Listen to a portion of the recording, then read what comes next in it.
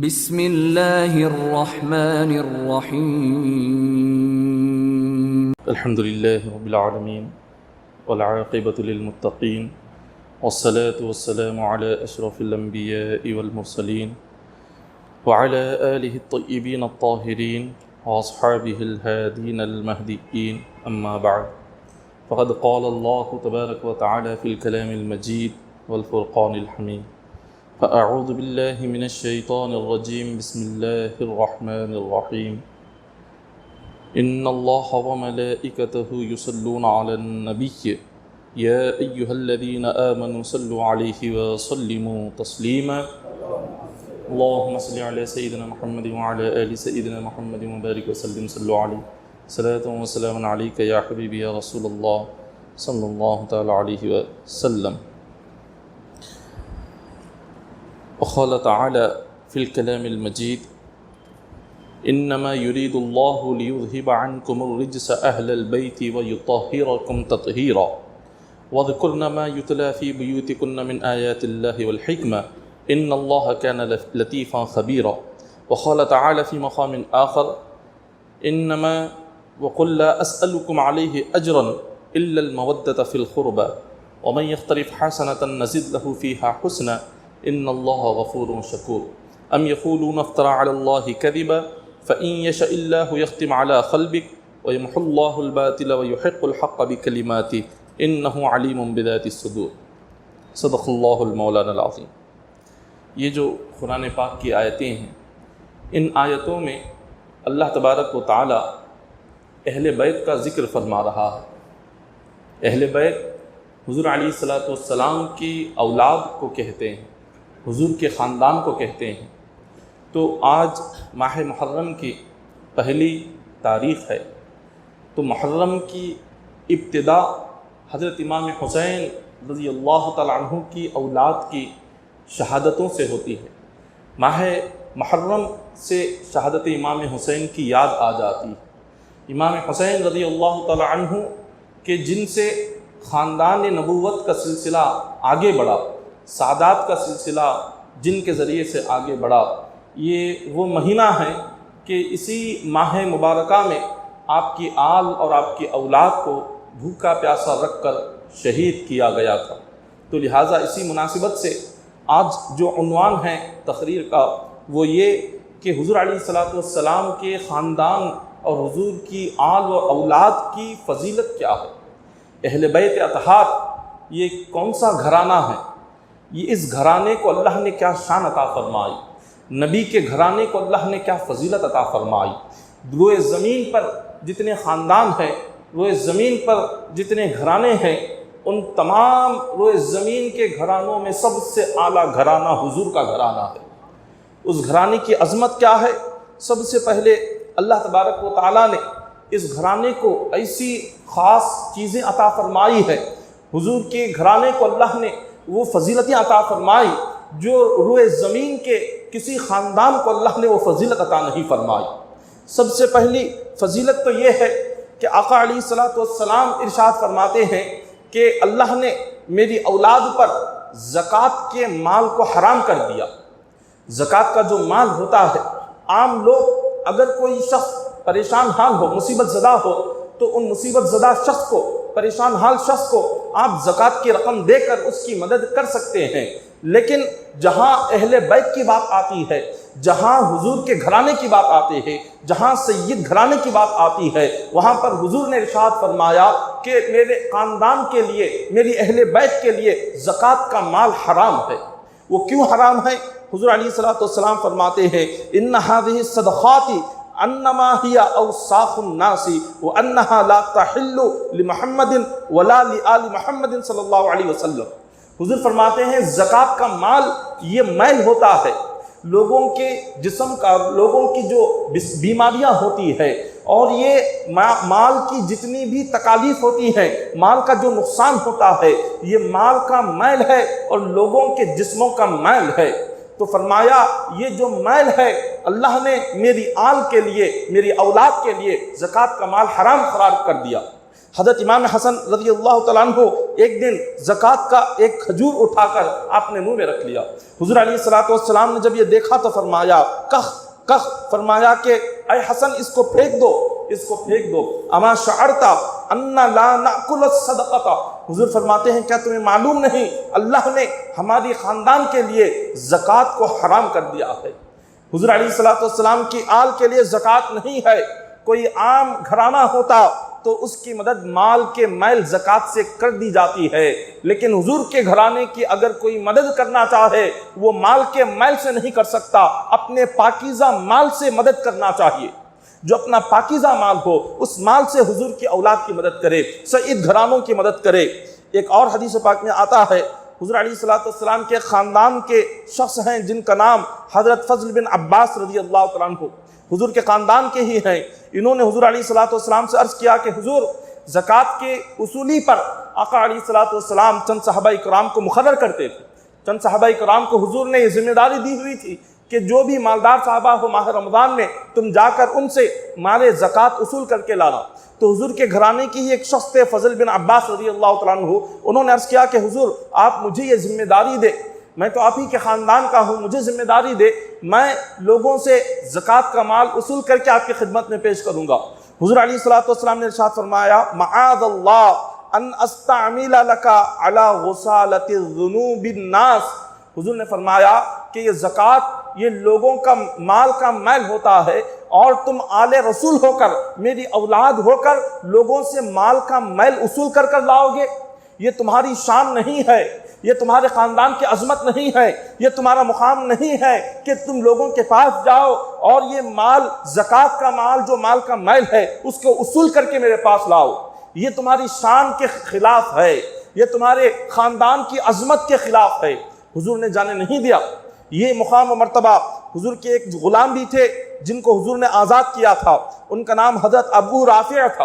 حضرت ابو رافع رضی اللہ تعالیٰ عنہ یہ حضور کے آزاد کردہ غلام تھے، تو انہوں نے حضرت ابو بنو مخزوم کا ایک شخص، بنو مخزوم ایک قبیلے کا نام ہے، اس قبیلے کے ایک شخص کو آقا علیہ الصلوۃ والسلام نے زکوٰۃ کو اصول کرنے کی ذمہ داری عطا فرمائی تھی۔ اس شخص نے حضور کے اس آزاد کیے ہوئے غلام سے کہا میں بھی تو جا رہا ہوں، محنت کر رہا ہوں مال زکوٰۃ اصول کرنے کے لیے، اگر تم بھی چاہو تو میرے ساتھ آ سکتے ہو، ہم دونوں مل کر مال زکوٰۃ اصول کریں گے اور اس کی محنت کے بدلے میں آقا علیہ الصلوۃ والسلام ہمیں کچھ نہ کچھ اس کا ہدیہ عطا فرمائیں گے، تم ہمارے ساتھ آؤ۔ حضرت ابو رافع نے کہا میں سب سے پہلے حضور علیہ الصلوۃ والسلام سے مشورہ کروں گا، اگر حضور نے اجازت دی تبھی آؤں گا، اگر حضور اجازت نہ دے تو میں نہیں آؤں گا۔ حضرت ابو رافع رضی اللہ تعالیٰ عنہ آقا علیہ الصلوۃ والسلام کی خدمت میں حاضر ہوئے، عرض کیا کہ یا رسول اللہ صلی اللہ علیہ وسلم بنو مخزوم کے جس شخص کو آپ نے زکوٰۃ کی اصولی پر مقرر کیا وہ شخص مجھے اپنے ساتھ زکوٰۃ کو لینے کے لیے بلا رہا ہے، اگر آپ کی اجازت ہو تو میں جاؤں گا۔ آقا علیہ الصلوۃ والسلام نے ارشاد فرمایا کہ تم ہمارے آزاد کردہ غلام ہو، تم نے کئی سالوں تک ہمارے خاندان کی خدمت کی، تم نے کئی سالوں تک ہمارے گھر کی خدمت کی، اور جس طرح اللہ نے ہم پر زکوٰۃ کا مال حرام کر دیا ہے، ہمارا جو خادم بھی ہوگا اس خادم پر بھی زکوٰۃ کا مال حرام ہے۔ یہ حضور کی خدمت کرنے والا، حضور کے غلام کا مقام بھی کیا ہے، جو حضور کے گھرانے کی خدمت کرے، جو حضور کے گھر کی غلامی کرے، جو حضور کے گھر کا غلام اور خادم ہو۔ حضور فرماتے ہیں اب تم عام لوگوں کی طرح نہیں ہو، تمہارا مقام بھی اتنا بلند ہو گیا، تمہاری شان اور عظمت بھی اتنی بلند ہو گئی کہ اب تم بھی مال زکوٰۃ نہیں لے سکتے، مال کا میل اب تم بھی استعمال نہیں کر سکتے، تمہارا مقام بھی، تمہاری شان بھی بہت اعلیٰ ہو گئی ہے۔ یہ حضور علیہ الصلوۃ والسلام کے خاندان کی خصوصیت ہے۔ حضور کے خاندان کی ایک اور خصوصیت حضرت امام باقر حضور علیہ الصلوۃ والسلام کے نواسوں میں آتے ہیں۔ حضرت امام باقر رضی اللہ تعالیٰ عنہ حدیث پاک روایت کرتے ہیں، حضور علیہ الصلوۃ والسلام نے فرمایا میرے پاس جبرائیل امین آئے اور جبرائیل امین نے آ کر کہا کہ یا رسول اللہ صلی اللہ علیہ وسلم اللہ نے مجھے آپ کے پاس بھیجا ہے۔ حضور علیہ الصلوۃ والسلام نے فرمایا بتاؤ اللہ نے کس مقصد کے لیے بھیجا؟ تو حضرت جبرائیل امین فرماتے ہیں کہ حضور اللہ تبارک و تعالیٰ نے سب سے پہلے مجھے حکم دیا کہ زمین سے مشرق سے لے کر مغرب تک جا کر گھوم کر آؤ۔ جبرائیل امین مشرق سے مغرب تک زمین میں جا کر گھوم کر آئے۔ اللہ تبارک و تعالیٰ نے پوچھا کہ جبرائیل بتاؤ مشرق سے لے کر مغرب تک روئے زمین میں سب سے بہترین زمین کون سی ہے؟ پھر حضرت جبرائیل امین فرماتے ہیں کہ آقا یہ روئے زمین پر ساری زمینوں میں سب سے بہترین زمین پہاڑی زمین ہے۔ اللہ نے فرمایا جاؤ پہاڑی زمین کو دیکھ کر آؤ، ان پہاڑی زمین میں سب سے بہتر قوم کون سی بستی ہے؟ جبرائیل امین فرماتے ہیں میں گیا، میں نے جو پہاڑی علاقے پہاڑی مقام تھے وہ سارے مقام دیکھ کر آئے، وہاں پر جتنی قومیں بسی تھی وہ ساری قوموں کو دیکھا، تو ان ساری قوموں میں سب سے بہترین قوم عرب کی قوم نظر آئی۔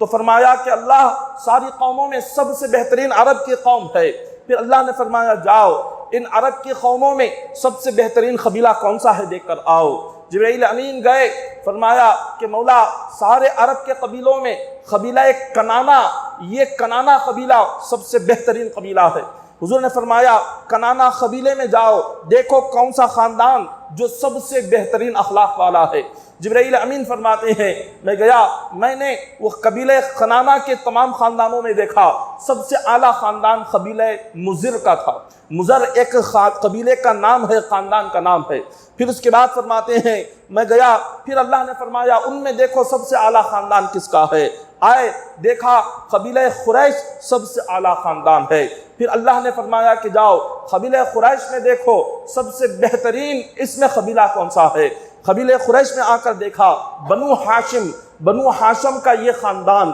قبیلہ قریش میں سب سے اعلیٰ ہے۔ تو حضور علیہ السلام فرماتے ہیں اللہ تعالیٰ نے یہ جو روئے زمین کے ساری قوموں میں سب سے بہترین عرب، اللہ نے حضور کو عربوں میں پیدا فرمایا۔ ان عربوں میں جو سب سے اعلیٰ قبیلہ تھا قبیلہ کنانا، اللہ نے اس قبیلے میں حضور کو پیدا فرمایا۔ اس قبیلے میں بھی جو سب سے اخلاق والے لوگ تھے قبیلہ مزر کے لوگ، اللہ نے ان اخلاق والے قبیلہ مزر کے خاندان میں حضور کو پیدا فرمایا۔ اس قبیلہ مزر میں جو قبیلہ قریش جس کا مقام بہت اعلیٰ تھا، اس قبیلہ قریش میں اللہ نے حضور کو پیدا فرمایا۔ اس قبیلہ قریش میں بھی جو قبیلہ بنو ہاشم تھا، اللہ نے اس بنو ہاشم میں سارے لوگوں میں سب سے بلند درجے والے لوگوں میں حضور علیہ السلام کو پیدا فرمایا۔ تو حضور فرماتے ہیں اللہ نے روئے زمین پر آدم علیہ السلام سے لے کر عیسیٰ علیہ السلام تک جتنے خاندان بھیجے، ان سارے خاندانوں میں سب سے اعلیٰ خاندان اگر کسی کا ہے تو وہ صرف حضور علیہ السلام کا خاندان ہے۔ حضور علیہ السلام کے اتنے بلند خاندان سے بہتر اور بڑھ کر کوئی دوسرا خاندان نہیں ہے۔ آقا علیہ السلام فرماتے ہیں جب قیامت کا دن ہوگا سب سے پہلے میں اپنے گھر والوں کی شفاعت کراؤں گا، اپنے خاندان والوں کی شفاعت کراؤں گا، اور حضور علیہ السلام جس کی شفاعت سب سے پہلے کرائیں گے اس خاندان کا مقام جنت میں بہت ہی اونچا ہو جائے گا۔ اس لیے صحابہ کرام کی آرزو یہ تھی کہ وہ اپنا رشتہ حضور کے خاندان سے جوڑنا چاہتے تھے۔ ہر صحابی کی آرزو تھی کہ حضور کے خاندان سے کسی نہ کسی طریقے سے، کسی نہ کسی ذریعے سے ایک رشتہ جڑ جائے تاکہ اس رشتے کے صدقے میں قیامت کے دن حضور کی شفاعت نصیب ہو جائے۔ ایک حدیث پاک میں آتا ہے حضور نے فرمایا کل سبب ونسب ينقطع یوم القیامت الا سببی ونسبی۔ حضور فرماتے ہیں قیامت کے دن ہر رشتہ ٹوٹ جائے گا، ہر ایک دوستی ٹوٹ جائے گی، جتنے رشتہ دار ہوں گے، جتنے خاندان ہوں گے، قیامت کے دن سارے خاندان، سارے رشتے ٹوٹ جائیں گے۔ صرف حضور فرماتے ہیں میرے خاندان سے جس کا رشتہ جڑا ہوگا وہ قیامت کے دن نہیں ٹوٹے گا۔ جس کا رشتہ میرے خاندان سے جڑ گیا، جس نے میرے خاندان سے اپنا رشتہ جوڑا، وہ رشتہ قیامت کے دن ٹوٹے گا نہیں، بلکہ قیامت کے دن وہ اس بندے کو فائدہ پہنچائے گا۔ اس حضور کے خاندان کے رشتے کے علاوہ اور کوئی دوسرا رشتہ بندے کو قیامت کے دن فائدہ نہیں پہنچا سکتا۔ اسی لیے ایک حدیث پاک میں آتا ہے حضرت عمر فاروق رضی اللہ تعالیٰ عنہ نے حضرت علی رضی اللہ تعالیٰ عنہ کے پاس ایک پیغام بھیجا۔ حضرت علی رضی اللہ تعالیٰ عنہ کی صاحبزادی تھی حضرت ام کلثوم رضی اللہ تعالیٰ عنہ، تو حضرت عمر فاروق رضی اللہ تعالیٰ عنہ نے حضرت علی رضی اللہ تعالیٰ عنہ کے پاس پیغام بھیجا اور یہ کہا کہ علی میری آرزو ہے کہ میں آپ کی بیٹی سے نکاح کرنا چاہتا ہوں۔ حضرت علی رضی اللہ تعالیٰ عنہ نے ارشاد فرمایا کہ عمر میری جو صاحبزادی ہے، میری لختی جگر کی عمر کافی کم ہے، بہت چھوٹی عمر ہے اور تمہاری عمر بہت زیادہ ہے، میں یہ چاہتا ہوں کہ میں اپنے بھتیجے سے اپنی بیٹی کا نکاح کروں۔ بس اتنا سننا تھا، حضرت عمر فاروق رضی اللہ تعالیٰ عنہ نے بار بار حضرت علی سے فرمایا کہ میری آرزو ہے کہ میں آپ کی لختی جگر سے نکاح کرنا چاہتا ہوں۔ پھر اس کے بعد آپ سیدھے منبر پر آئے، حضرت عمر فاروق رضی اللہ تعالیٰ عنہ منبر پر کھڑے ہو گئے اور کھڑے ہو کر تمام صحابہ اکرام کے سامنے ارشاد فرمایا، میں نے حضرت علی کی صاحبزادی سے نکاح کرنے کے لیے اس لیے کہا کہ حضور نے ارشاد فرمایا تھا کہ قیامت کے دن ہر ایک کا رشتہ ٹوٹ جائے گا مگر جس کا رشتہ میرے خاندان سے جڑے گا وہ کبھی نہیں ٹوٹے گا۔ حضرت عمر فرماتے ہیں میری آرزو یہ تھی کہ علی کی صاحبزادی سے نکاح کر کے اپنا رشتہ حضور سے جوڑ لوں، فاطمہ کی بیٹی سے نکاح کر کے اپنا رشتہ میں مصطفیٰ کے خاندان سے جوڑ لوں تو کل قیامت کے دن یہی رشتہ مجھے فائدہ پہنچائے گا، یہی رشتہ میرے کام آئے گا اور اسی رشتے کے صدقے میں حضور میری شفاعت فرمائیں گے۔ اسی لیے میں نے اپنا رشتہ حضرت علی کی بیٹی کو بھیجا ہے۔ بس اتنا سننا تھا۔ حضرت علی رضی اللہ تعالی عنہ نے ان کی اس آرزو کو سنا تو آپ نے فوراً اپنی صاحبزادی کا نکاح حضرت عمر فاروق رضی اللہ تعالی عنہ سے فرما دیا۔ تو ہر خاندان قیامت کے دن بندے کا ساتھ چھوڑ دے گا، ہر رشتہ قیامت کے دن بندے کا ساتھ چھوڑ دے گا مگر ایک ہی رشتہ ہوگا جو قیامت کے دن کام آئے گا، وہ صرف حضور کے خاندان سے جوڑا ہوا رشتہ ہوگا، یہ رشتہ قیامت میں کام آئے گا۔ تو جس نے دنیا میں اپنا رشتہ حضور کے خاندان سے جوڑ لیا تو اس کا رشتہ دنیا میں بھی اس کو فائدہ پہنچاتا ہے، قیامت کے دن بھی فائدہ پہنچاتا ہے۔ یہ وہی رشتہ ہے جس کو آج ہم سید کہتے ہیں، یہ وہی حضور کا گھرانہ ہے، یہ حضور کا خاندان ہے کہ جس سے آج کئی سارے لوگ جہالت کی وجہ سے سید لڑکی سے رشتہ جوڑنا نہیں چاہتے۔ یاد رکھو اس حدیث پاک کو جس میں حضور فرما رہے ہیں کہ قیامت کے دن میرا رشتہ تمہیں فائدہ پہنچائے گا۔ ہم نے اپنی جہالت سے، اپنی کم علمی کی وجہ سے ہم نے سید کے گھرانے میں رشتہ کرنا ہم نے بہت منحوس سمجھ رکھا ہے، نعوذ باللہ من ذالک۔ ایسی جہالت آج ہمارے ماحول اور ہمارے گھروں میں ہے، ہمارے معاشرے میں ہے کہ آج ہم یہ سمجھتے ہیں سید گھرانے کی لڑکی سے نکاح کرنے سے نعوذ باللہ ہمارا گھر برباد ہو جائے گا۔ ایسی جہالت والی باتیں آج ہمارے گھروں میں گھوم رہی ہیں کم علمی کی وجہ سے، لیکن آج اتنی منحوسی اور ایسی باتیں، توبہ کرنا چاہیے کہ حضور کے خاندان کی گھر کی لڑکی ہمارے گھر میں آ جائے تو اللہ تعالیٰ تو غیب سے رزق کے دروازے کھول دے گا، اللہ تبارک و تعالیٰ تو خاندان مصطفیٰ کے گھر میں آنے کے صدقے میں اس بندے کے لیے دنیا اور آخرت اس بندے کی سنوار دے گا، اس خاندان کی سنوار دے گا۔ مگر افسوس آج کیا باتیں ہوتی ہے گھروں میں کہ سید کے گھر کے لڑکی سے نکاح نہیں کرنا چاہیے، حضور کے خاندان کی لڑکی کو، حضور کی بیٹی کو اور حضور فاطمۃ الزہرا رضی اللہ تعالیٰ عنہا کی اولاد کو آج ہم گھر میں لانا نہیں چاہتے، نعوذ باللہ من ذالک۔ یہ بالکل آج ہماری بدقسمتی ہے، یہ آج ہماری بدقسمتی ہے کہ ہم مصطفیٰ کے خاندان سے رشتہ جوڑنا نہیں چاہتے، اور اس کے علاوہ ہر خاندان سے رشتہ جوڑنے کو تیار ہے، ہر ایک خاندان سے اپنے بیٹے کا رشتہ جوڑنے کو تیار ہے، لیکن سید کی بیٹی سے رشتہ جوڑنے کو تیار نہیں ہے۔ کیوں؟ اس لیے کہ جہالت، ایسی جہالت ہے کہ مصطفیٰ کے خاندان کی بیٹی کو آج ہم اتنا منحوس سمجھ رہے ہیں، نعوذ باللہ من ذالک۔ یہ ہمارے لیے بدقسمتی نہیں تو اور کیا ہے۔ حضور علیہ الصلوۃ والسلام نے پھر آگے ارشاد فرمایا، آقا علیہ الصلوۃ والسلام ارشاد فرماتے ہیں کہ لا اغنی عنکم من اللہ شیئا، آقا علیہ الصلوۃ والسلام نے ارشاد فرمایا کہ دنیا میں جتنے انبیاء گزرے ہیں ان تمام انبیاء کا خاندان ان کے بیٹوں سے آگے بڑھا، مگر حضور علیہ الصلوۃ والسلام کا خاندان بیٹے سے نہیں بیٹی سے آگے بڑھا۔ حضور کا گھرانہ جو آج تک آگے بڑھا ہے، سیدوں کا جو سلسلہ آج تک بڑھ رہا ہے، یہ حضور کے کسی بیٹے سے نہیں۔ آقا علیہ الصلوۃ والسلام کے بیٹے بچپن میں ہی انتقال کر گئے، جو حضور علیہ الصلوۃ والسلام کے صاحبزادے تھے، طیب جن کا ایک نام تھا، طاہر تھا، ابراہیم تھا، قاسم تھا، یہ آقا علیہ الصلوۃ والسلام کے صاحبزادے تھے جو بچپن میں ہی انتقال کر گئے۔ اور حضور علیہ الصلوۃ والسلام کی صاحبزادیاں بھی تھی، حضرت ام کلثوم، حضرت بی بی رقیہ رضی اللہ تعالیٰ عنہ، یہ بھی بچپن میں انتقال کر گئی۔ اور حضرت عثمان غنی رضی اللہ تعالیٰ عنہ سے نکاح کے بعد حضور کی دو صاحبزادیاں انتقال کر گئی، لیکن فاطمۃ الزہرا رضی اللہ تعالیٰ عنہ جو آقا کے ایک لخت جگر، جن سے حضرت علی رضی اللہ تعالیٰ عنہ نے نکاح کیا، انہی کی اولاد سے آج تک حضور کا خاندان کا سلسلہ جاری ہے۔ یہ حضور علیہ الصلوۃ والسلام کے خاندان کی عظمت اور فضیلت ہے۔ دنیا میں ہر ایک کا جو خاندان آگے بڑھا وہ بیٹے سے آگے بڑھا، لیکن ایک حضور کا خاندان زمین پر ہے جو بیٹے سے نہیں بیٹی سے آگے بڑھ رہا ہے، یہ خصوصیت ہے۔ پھر اس کے بعد حدیث پاک میں ارشاد فرمایا، یہ حضور کے خاندان کو ہم کہتے ہیں سید۔ سید کا معنی کیا ہے؟ عربی کا لفظ ہے سید، اس کے معنی آتے ہیں سردار کے، اس کے معنی آتے ہیں آقا کے۔ سید کہتے ہیں آقا کو، سردار کو۔ تو حضور کے خاندان کا جو لقب بھی ملا وہ سید ایسا لقب ملا، بندہ اگر اسی نام پر غور کر لے تو پتہ چل جائے گا یہ وہ خاندان ہے جو تمام خاندانوں کا سردار ہے۔ اس خاندان سے اوپر کوئی اور خاندان روئے زمین پر اللہ نے پیدا ہی نہیں کیا۔ اور اللہ نے اس کے عظمت میں یہ ارشاد فرمایا، انما یرید اللہ لیذھب عنکم الرجس اہل البیت ویطہرکم تطہیرا۔ اللہ نے فرمایا کہ ہم نے اپنے نبی کے گھر کو اور حضور کے خاندان کو ہر گندگی سے پاک و صاف کر دیا۔ حضور کا خاندان ہر گندگی سے پاک و صاف ہے، اور کوئی اس خاندان میں ہر کسی کو اللہ نے جو پیدا فرمایا وہ پاکیزہ ہی پیدا فرمایا۔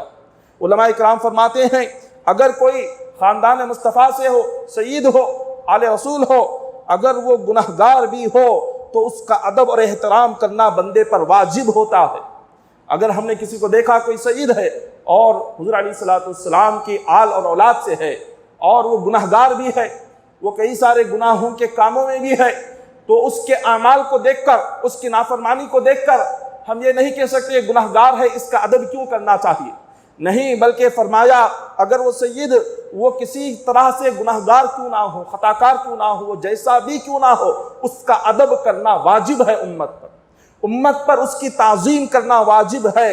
اب اس کی مثال فرماتے ہیں، اب اس کی مثال یہ ہے کہ حضرت ابو محمد فاسی رحمۃ اللہ تعالی علیہ مدینہ منورہ کے رہنے والے تھے۔ انہوں نے مدینہ میں بعض سیدوں کو دیکھا، بعض حضور کے خاندان کے جو لوگ تھے انہیں دیکھا کہ وہ لوگ سنت کے خلاف کام کر رہے ہیں، شریعت کے خلاف ان کا عمل ہے، شریعت کے مطابق نہیں، شریعت سے ہٹ کر ان کے کام ہے۔ تو دیکھا یہ لوگ شریعت کے خلاف کام کر رہے ہیں، سنت کے خلاف کام کر رہے ہیں، ان کا ادب کیوں کروں، ان کی تعظیم کیوں کروں؟ ان کی تعظیم تو تب ہوگی جب یہ شریعت کے مطابق عمل کریں گے، جب یہ سنت کے مطابق عمل کریں گے۔ جب شریعت کے مطابق ہی ان کے کام نہیں، سنت کے مطابق ان کے کام نہیں، تو ان کے ادب اور ان کی عزت، ان سے محبت کیوں کیا جائے؟ یہ سوچ کر انہوں نے حضور کی اولاد سے، سیدوں سے اپنے دلوں میں بغض رکھنا شروع کیا، عداوت رکھنا شروع کیا، دشمنی رکھنا شروع کیا۔ ایک دن حضور علیہ الصلوۃ والسلام کے روضے پر حاضر ہوئے، جب حضور کی بارگاہ میں حاضر ہوئے ان پر نیند کا غلبہ ہوا۔ جب حاضر آقا علیہ الصلوۃ والسلام کی سنہری جالیوں کے سامنے آرام فرمانے لگے تو اسی وقت میں خواب میں حضور علیہ الصلوۃ والسلام کی زیارت ہوئی۔ حضور علیہ الصلوۃ والسلام نے ارشاد فرمایا کہ تم نے میری اولاد کے تعلق سے دل میں بغض کیوں رکھا؟ تم نے میرے خاندان کے لوگوں کے تعلق سے عداوت کیوں رکھی؟ ان کا ادب کیوں نہیں کرتے؟ ان کا احترام کیوں نہیں کرتے؟ ان کی سے محبت کیوں نہیں کرتے؟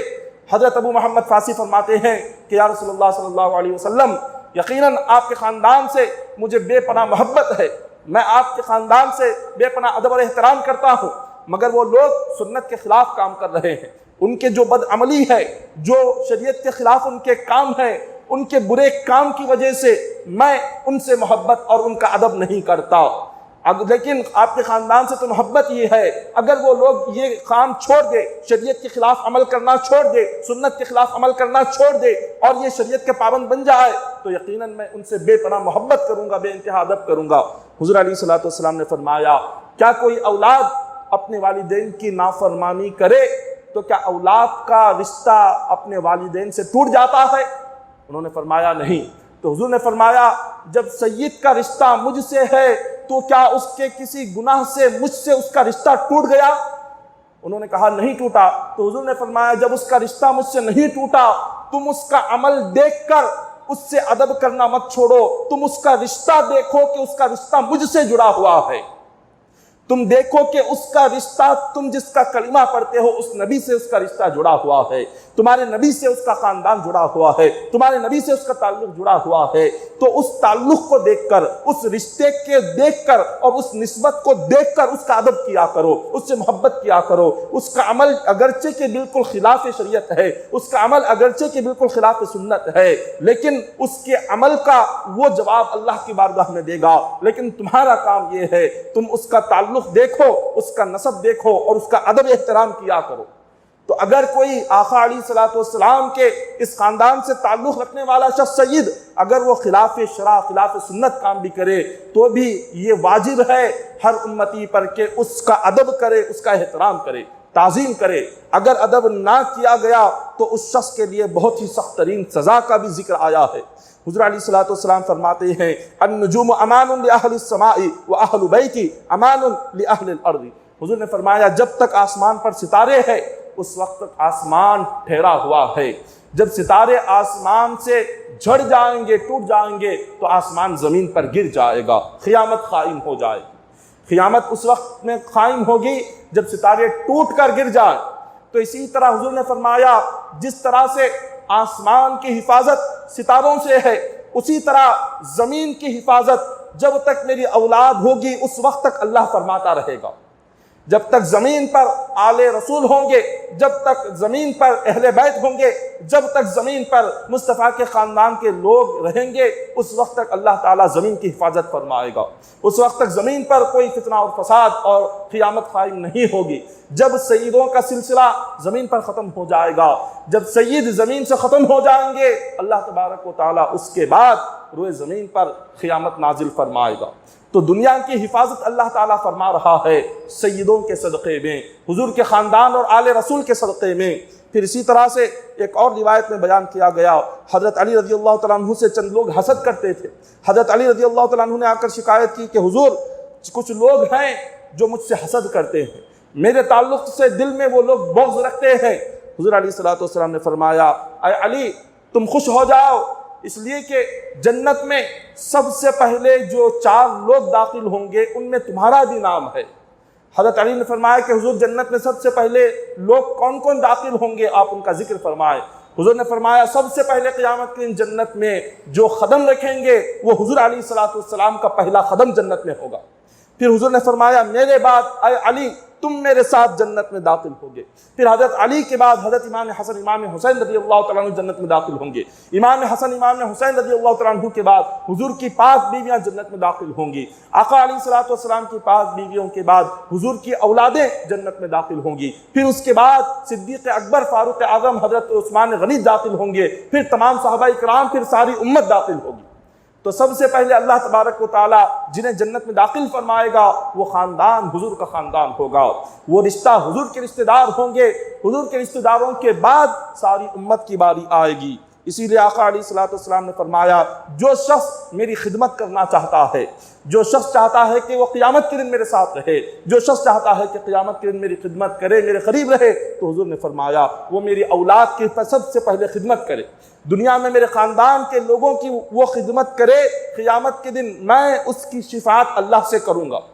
حضور نے فرمایا میں خود اس کی شفاعت اللہ سے کروں گا۔ اسی لیے علماء کرام فرماتے ہیں جو کوئی آقا علیہ الصلوۃ والسلام کی اولاد سے اور حضور علیہ الصلوۃ والسلام کے خاندان سے جس نے اگر دنیا میں ان سے محبت کے ساتھ پیش آیا اور ان سے ادب کے ساتھ پیش آیا، اللہ تعالیٰ اس بندے کی عمر کو دراز فرما دیتا ہے۔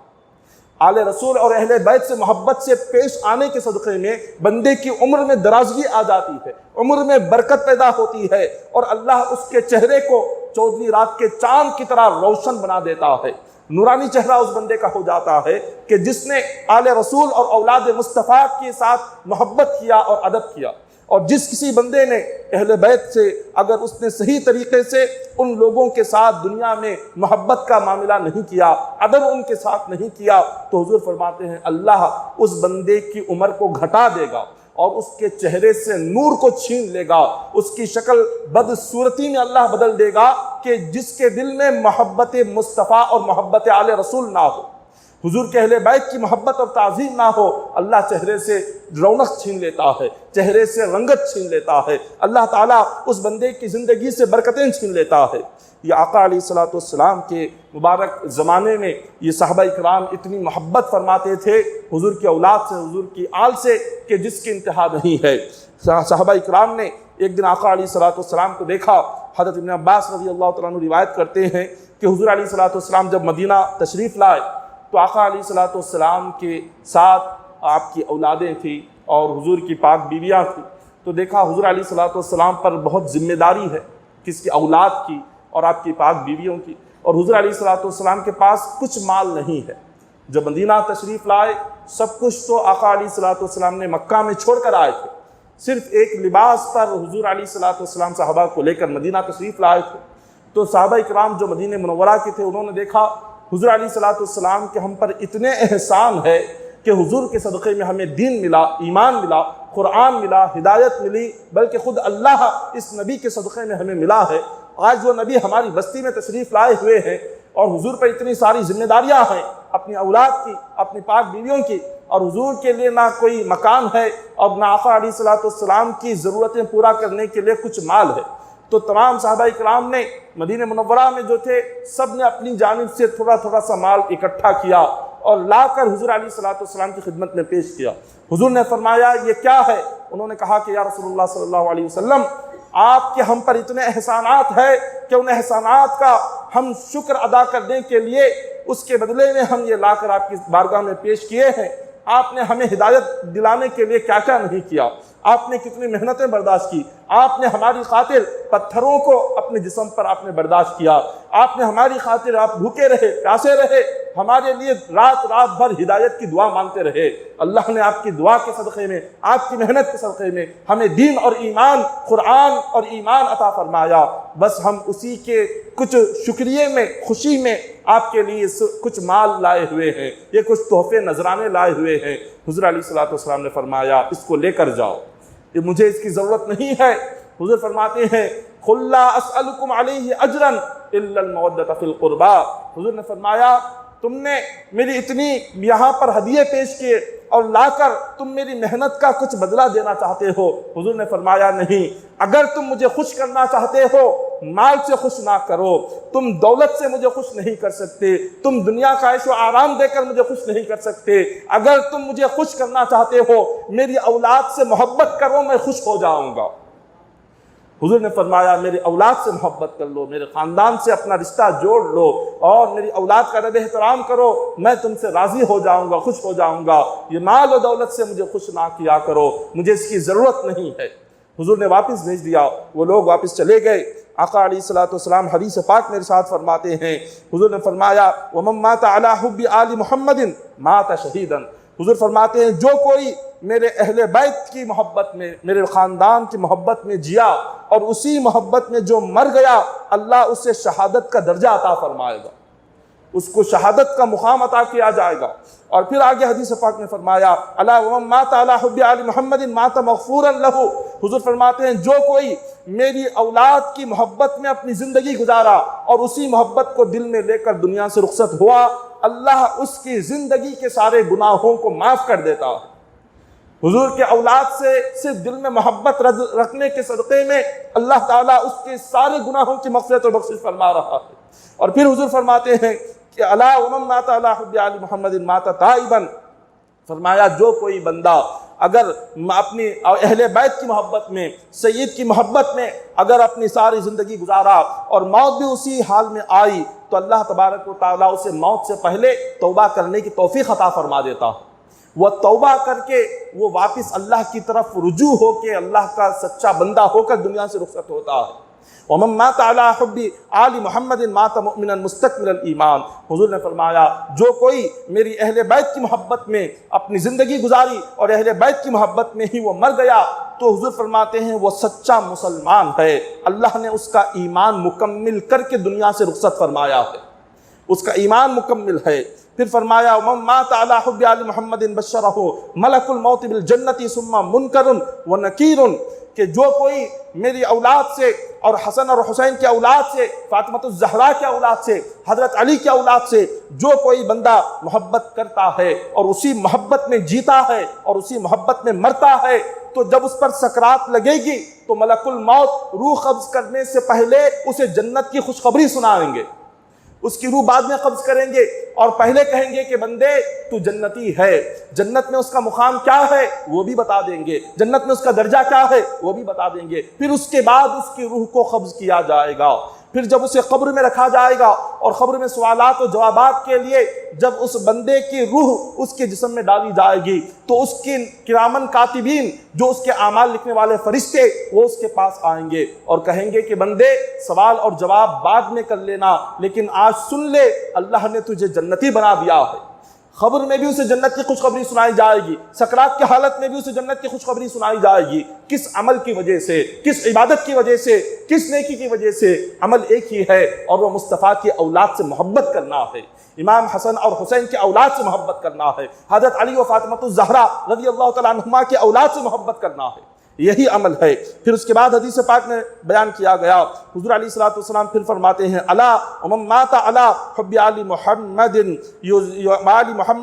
یزف الی الجنۃ کما تزف العروس الی بیت زوجها۔ حضور فرماتے ہیں جو شخص میری آل اور اولاد کی محبت میں اپنی زندگی گزاری اور اسی حالت میں اس کو موت آئی تو فرشتے اس کو خبر میں پہلے اسے سجاتے ہیں اور اسے اچھی طرح سے سنوارتے ہیں اور اس کو ایسی عزت عطا فرماتے ہیں جیسے دلہن کو دولہے کے گھر میں جاتے وقت میں جو عزت ملتی ہے،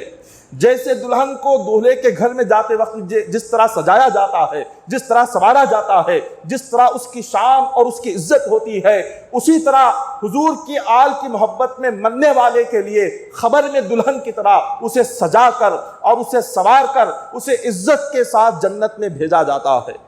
پھر حضور نے یہیں پر حضور نہیں رکے بلکہ حضور نے پھر آگے فرمایا الا ومن مات علی حب آل محمد فتح له فی قبرہ بابان الی الجنۃ۔ حضور فرماتے ہیں جو کوئی میرے اہل بیت کی محبت میں اگر وہ مرتا ہے، اسی اہل بیت کی محبت میں وہ جیتا ہے، اللہ جنت میں اس کے لیے 2 دروازے کھول دیتا ہے۔ جیسے قبر میں اس کو رکھا گیا، لوگ وہاں سے نکل گئے، کوئی ساتھ نہیں آیا، سارے رشتے اور ساری محبت کرنے والے سارے دوست اور احباب یہیں پر رہ گئے، اور لیکن وہاں پر ساتھ جو آتی ہے حضور کے اولاد کی محبت ساتھ آتی ہے، سید کی محبت ساتھ آتی ہے، خاندان مصطفیٰ سے ادب اور احترام ساتھ آتا ہے۔ حضور فرماتے ہیں قبر میں جو بندہ میری اولاد کی محبت میں جیا اور میری خاندان کی محبت میں ہی وہ مر گیا، اللہ اس کی قبر میں جنت کے 2 دروازے کھول دیتا ہے،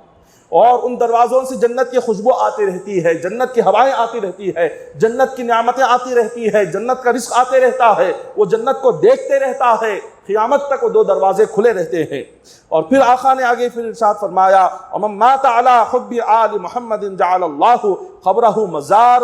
ملائکۃ الرحمۃ۔ حضور فرماتے ہیں جو کوئی میرے اہل بیت کی محبت میں وہ جیتا ہے اور اسی محبت میں مر جاتا ہے، اس کے مرنے کے بعد اللہ اس کی خبر پر رحمت کے فرشتوں کو زیارت کرنے کے لیے بھیجتا ہے۔ رحمت کے فرشتے اس بندے کی خبر کی زیارت کو آتے ہیں جو حضور کے خاندان کی محبت میں مرتا ہے، جو حضور کے خاندان کی محبت کو اپنے دل میں رکھ کر جو دنیا سے رخصت ہوتا ہے، اس کی مزار کی زیارت کے لیے فرشتے آتے ہیں، فرشتے وہاں پر آ کر اس مزار کی زیارت کرتے ہیں۔ پھر آقا علیہ الصلوۃ والسلام نے اتنا کہا اور پھر حضور آگے فرماتے ہیں کہ ومن مات علی بغض آل محمد، یہاں تک تو محبت کی بات تھی، اگر کوئی آل رسول کی بے ادبی کرے، حضور کے اولاد کی شان میں کوئی گستاخی کرے، حضرت امام حسن امام حسین کے اولاد کی شان میں کوئی برا بھلا کہہ دے، حضرت علی و فاطمہ الزہرا کے اولاد کی شان میں کوئی غلط باتیں کوئی شخص کہہ دے تو اس کا حال کیا ہوگا؟ تو حضور نے فرمایا ومن مات علی بغض آل محمد جاء یوم القیامۃ مکتوبا بین عینیہ آئس من رحمت اللہ۔ حضور فرماتے ہیں جو کوئی میری اولاد سے بغض اپنے دل میں رکھے، میری اولاد کے لیے دشمنی دل میں رکھے، میری اولاد کو اگر کوئی بے ادبی کرے، بے احترامی کرے، قیامت کے دن جب وہ اللہ کی بارگاہ میں آئے گا اس کی پیشانی پر فرشتے لکھے ہوں گے کہ یہ شخص پر آج کے دن اللہ کی رحمت نازل نہیں ہوگی۔ اللہ تعالیٰ قیامت کے دن ہر بڑے سے بڑے گناہگار کو ارشاد فرماتا ہے لا تقنطوا من رحمت اللہ کے بندے میری رحمت سے مایوس مت ہو، میری رحمت ہر گناہگار پر ہوگی، لیکن جو مصطفیٰ کی اولاد سے بغض رکھے، عداوت رکھے، حسد رکھے، جو حضور کی اولاد کی شان میں بے ادبی کرے، اللہ فرشتوں سے کہتا ہے اس کی پیشانی پر لکھ دو آج کے دن ہر ایک پر رحمت نازل کروں گا مگر اس بندے پر رحمت نازل نہیں کروں گا، اللہ کی رحمت اس بندے پر نازل نہیں ہوگی۔ پھر حضور نے فرمایا الا ومن مات علی بغض آل محمد مات کافرا، جو حضور کے اولاد اور حضور کے خاندان کے تعلق سے کچھ نہ کچھ تھوڑی سی بھی بے ادبی اور تھوڑا سا بھی بغض اور عداوت دل میں رکھے گا تو حضور فرماتے ہیں وہ کافر ہو کر مرے گا، مومن ہو کر اس کی موت نہیں آئے گی، وہ حالت ایمان سے دنیا سے رخصت نہیں جائے گا بلکہ اللہ تعالیٰ اسے کفر کی موت عطا کرے گا۔ جو حضور کی اولاد کے لیے کوئی برا بھلا کہتا ہے، جو حضرت فاطمہ اور حضرت علی و حضرت امام حسین کے اولاد کے لیے جو بغض اور عداوت دل میں رکھتا ہے یا ان کی بے ادبی کرتا ہے، اللہ اسے کفر کی حالت میں موت عطا کرے گا۔ اور پھر فرمایا ومن مات علی بغض آل محمد لم یشم رائحۃ الجنۃ، فرمایا جو کوئی اولاد علی اولاد فاطمہ سے اپنے دلوں میں بغض اور عداوت رکھتا ہے، اللہ اسے جنت کی خوشبو تک نصیب نہیں کرے گا۔ جنت کی خوشبو جنت سے 500 سال کی دوری سے آتے رہے گی، لوگ جنت سے 500 سال دور رہیں گے، اتنی دور سے جنت کی خوشبو آتے رہے گی، مگر حضور کی اولاد کے لیے اور حضور کی آل سے کوئی بغض رکھنے والے اور ان کے لیے برا بھلا کہنے والے، ان کے سامنے بے ادبی کرنے والوں کو اللہ جنت کی خوشبو تک سونگنے نہیں دے گا، جنت سے 500 سال سے بھی زیادہ انہیں دور فرما دے گا۔ تو یہ آقا علیہ الصلوۃ والسلام کے خاندان کی عظمت اتنی بلند ہے، حضور کے خاندان کا مقام و مرتبہ اتنا اعلیٰ ہے کہ اگر بندہ اس خاندان کا ادب اور احترام اپنے دل میں رکھے اور اسی ادب میں اپنی زندگی گزارے اور اسی محبت میں اپنی زندگی گزارے، اللہ تبارک و تعالیٰ اس کے لیے دنیا اور آخرت دونوں سوار دیتا ہے۔ حضرت جنید بغدادی رضی اللہ تعالیٰ عنہ جو اپنے وقت کے بہت بڑے آپ عالم دین گزرے ہیں اور بہت بڑے ولی ہے، غوث پاک رضی اللہ تعالیٰ عنہ سے 200 سال پہلے کے ولی کامل ہیں حضرت جنید بغدادی۔ پہلے آپ بہت بڑے پہلوان تھے حضرت جنید، تو بغداد میں آپ کی پہلوانی، آپ کی طاقت اور قوت کے چرچے بہت ہوتے تھے، سارا بغداد آپ کے نام سے کام جاتا تھا، اتنے بڑے پہلوان تھے، کوئی آپ کے سامنے کھڑے ہو کر لڑنے کی طاقت کسی میں نہیں تھی، اگر کوئی شخص لڑنے کے لیے آتا بھی اور جیسے ہی آپ کو دیکھ لیتا وہ وہیں سے پیٹھ دکھا کر بھاگ جاتا تھا۔ یہ اللہ نے آپ کے بازوؤں میں طاقت عطا فرمائی تھی۔ ایک شخص بادشاہ وقت کے پاس آیا اور اس نے کہا کہ اے بادشاہ، میں نے ایک بادشاہ نے اعلان کروایا تھا، اس زمانے میں کہا تھا کہ جو کوئی حضرت جنید بغدادی کو کشتی میں ہرائے گا اسے بہت بڑا انعام دیا جائے گا۔ ایک شخص بہت غریب مجبور تھا، اس نے جیسے ہی یہ اعلان سنا بادشاہ کے پاس آیا، کہا کیا یہ اعلان سچ ہے؟ کیا آپ انعام دیں گے؟ بادشاہ نے کہا کہ اگر تم جنید بغدادی کو اس میں کشتی میں ہراؤ گے تو تمہیں ضرور انعام دیا جائے گا۔ اس نے کہا کہ آپ اعلان کر دو میں جنید بغدادی سے لڑنے والا ہوں، میں ان سے کشتی کرنے والا ہوں۔ بادشاہ نے کہا کہ اللہ کے بندے اپنے حال پر رحم کھا، تیرا جسم کیا ہے، تیری طاقت اور قوت کیا ہے، تو اپنے آپ پر رحم کھا، اگر کشتی میں اس حال میں اتر گیا تو پتہ نہیں جنید بغدادی تیرا حال کیا کریں گے، یا تو زندہ بھی لوٹے گا یا نہیں لوٹے گا، اس لیے بہتر ہے کہ تو میدان میں نہ آ۔ اس نے کہا کہ نہیں، میں یہ سب کچھ سوچ سمجھ کر کہہ رہا ہوں، آپ اعلان کر دیجئے کہ میں جنید بغدادی سے کشتی کرنا چاہتا ہوں، یہ میرا فیصلہ ہے، آخری فیصلہ ہے، اب اس پر میں نہیں سوچوں گا۔ بادشاہ نے اعلان کروا دیا، ایک وقت اور جگہ اور دن طے کیا گیا، سارے لوگوں میں کہا گیا کہ فلاں وقت اور فلاں جگہ اور فلاں دن فلاں تاریخ کو حاضر ہو جاؤ، اس لیے کہ اس وقت جنید بغدادی کی ایک شخص کے ساتھ کشتی ہے اور اس نے یہ دعویٰ کیا ہے کہ وہ کسی بھی حال میں حضرت جنید بغدادی کو ہرائے گا۔ جب بغداد میں یہ بات عام ہو گئی، لوگ یہ دیکھنے کے لیے بے چین تھے کہ آخر کون ہے وہ بہادر کہ جس نے حضرت جنید بغدادی کو للکارا، وہ کون ہے طاقت اور قوت والا، کس کے بازوؤں میں اتنی طاقت آ گئی جو حضرت جنید بغدادی کو ہرانے کے لیے وہ اعلان کر رہا ہو۔ لوگوں نے اس دن کا انتظار کیا، تاریخ کا انتظار کیا، جب وہ تاریخ قریب آ گئی اور وہ دن آ گیا، سارا بغداد میدان میں حاضر ہوا،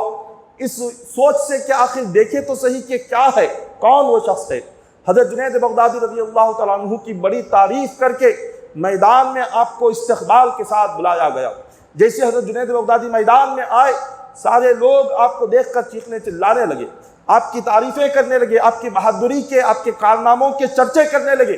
اور جیسے ہی آپ کی تعریفیں مکمل ہو گئی، اب اس شخص کے میدان میں آنے کی باری تھی۔ جب اس شخص کو میدان میں لایا گیا تو سارے لوگ دیکھ کر حیران رہ گئے کہ وہ تو ایک عام انسان ہے جس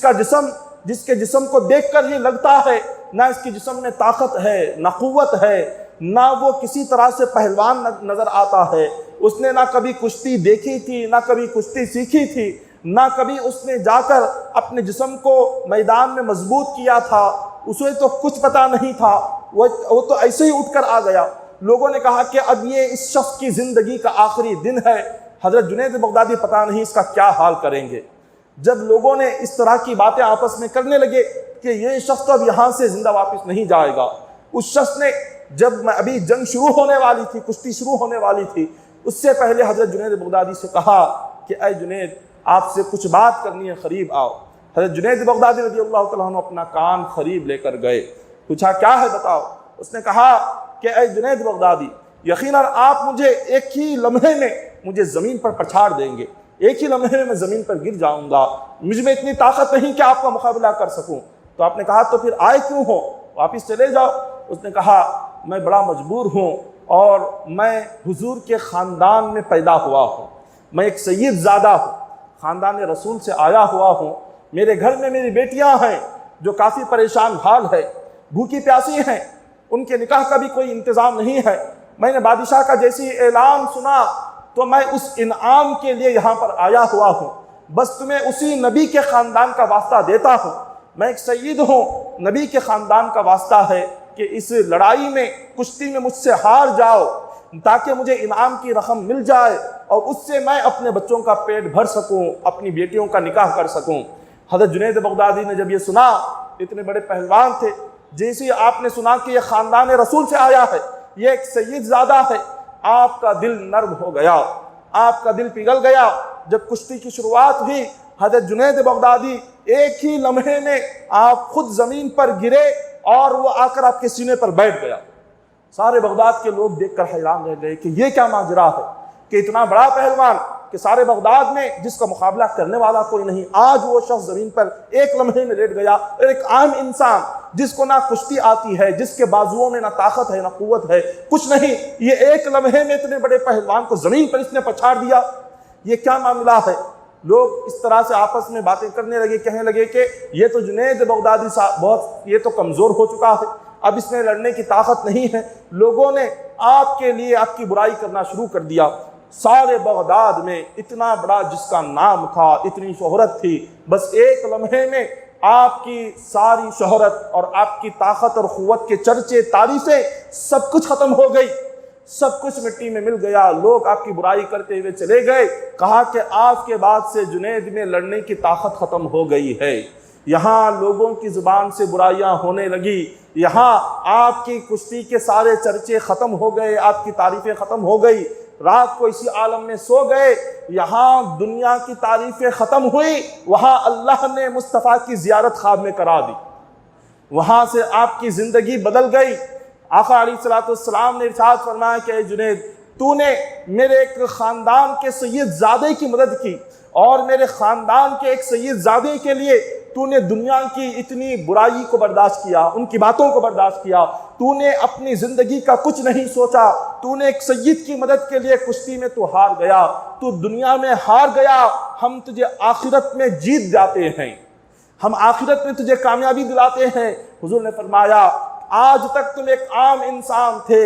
آج تک کشتی کے پہلوان تھے، آج تک کوئی تمہارے آگے دنیاوی طاقت کے لحاظ سے جسمانی طاقت میں کھڑا نہیں ہو سکتا تھا، تم صرف جسم کے پہلوان تھے، آج سے ہم تمہیں روحانی پہلوان بناتے ہیں، تمہیں روحانی طاقت عطا فرماتے ہیں، ہم تمہیں ان کشتیوں میں سردار نہیں، تمہیں ولیوں کا سردار بناتے ہیں۔